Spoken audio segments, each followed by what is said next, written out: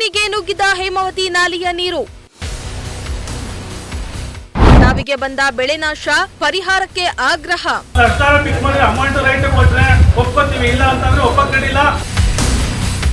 ಜಮೀನಿಗೆ ನುಗ್ಗಿದ ಹೇಮಾವತಿ ನೀರು, ಕೈತಪ್ಪಿದ ಕಟಾವಿಗೆ ಬಂದ ಬೆಳೆ ನಾಶದಿಂದ ಅನ್ನದಾತರು ಕಂಗಾಲು. ರೊಚ್ಚಿಗೆದ್ದ ರೈತರಿಂದ ಬೆಳೆ ಪರಿಹಾರಕ್ಕೆ ಆಗ್ರಹಿಸಿ ಪ್ರತಿಭಟನೆ. ಇವೆಲ್ಲ ದೃಶ್ಯ ಕಂಡು ಬಂದಿದ್ದು ಕುಣಿಗಲ್ ಪಟ್ಟಣದಲ್ಲಿ.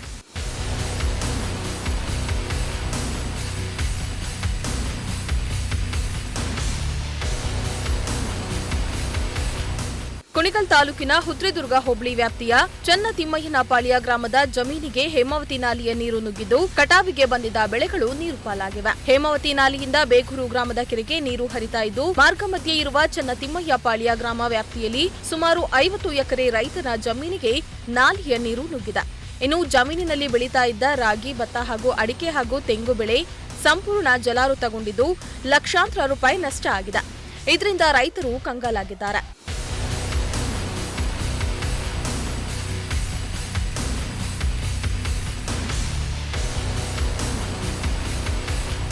ಬೆಳೆ ನೀರು ಪಾಲಾಗಿರುವ ಬಗ್ಗೆ ರೈತರು ಹೇಮಾವತಿ ನಾಲಾ ವಿಭಾಗದ ಅಧಿಕಾರಿಗಳು ಹಾಗೂ ತಾಲೂಕು ಆಡಳಿತಕ್ಕೆ ಸಾಕಷ್ಟು ಬಾರಿ ಮನವಿ ಮಾಡಿದ್ರೂ ಕೂಡ ಈವರೆಗೂ ಯಾವುದೇ ಕ್ರಮ ಕೈಗೊಂಡಿಲ್ಲ.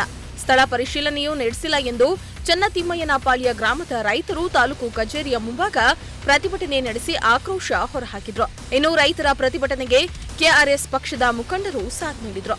ತಮ್ಮ ಹಕ್ಕನ್ನ ತಾವು ಬೆಳೆದ ಆಹಾರವನ್ನ ನಾವು ಉಳಿಸ್ಕೊಳ್ಳೋಕ್ಕೋಸ್ಕರ ಇಲ್ಲಿ ಹೋರಾಟ ಮಾಡಕ್ ಒಂದು ಪರಿಸ್ಥಿತಿ ಬಂದಿದೆ ಅಂತಂದ್ರೆ ಇನ್ನೆಷ್ಟು ಮಟ್ಟಿಗೆ ನೀಚ ವ್ಯವಸ್ಥೆ ಇಲ್ಲಿ ತಾಲೂಕಲ್ಲಿ ತಾಂಡವವಾಡ್ತಿದೆ.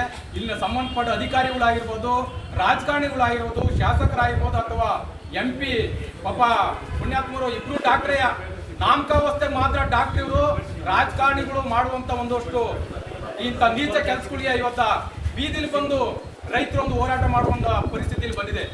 ಜಲಾವೃತಗೊಂಡಿರುವ ಜಮೀನಿಗೆ ಅಧಿಕಾರಿಗಳು ಕೂಡಲೇ ಭೇಟಿ ನೀಡಿ ಪರಿಶೀಲಿಸಿ ಬೆಳೆ ನಷ್ಟಕ್ಕೆ ಸೂಕ್ತ ಪರಿಹಾರ ನೀಡುವಂತೆ ತಹಸೀಲ್ದಾರ್ಗೆ ರೈತರು ಮನವಿ ಮಾಡಿದ್ರು.